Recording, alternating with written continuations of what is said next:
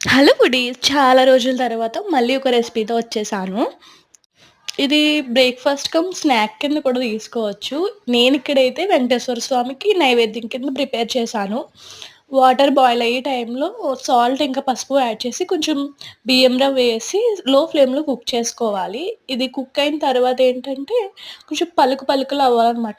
మొత్తం రూమ్ టెంపరేచర్‌కి వచ్చేంత వరకు చల్లగా అవ్వనివ్వాలి.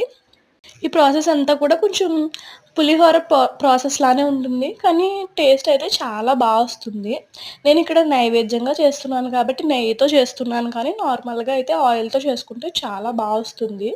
ఇది కొంచెం హీట్ అయిన తర్వాత పల్లీలు, శనగపప్పు, ఆవాలు, పచ్చిమిర్చి, అల్లం, ఎండుమిర్చి, కరివేపాకు ఇంకా ప్రసాదం అంటే ఇంగువ కంపల్సరీ కదా! ఇవన్నీ కొంచెం ఫ్రై అయిన తర్వాత దీంట్లోకి ట్రాన్స్‌ఫర్ చేసుకోవాలి.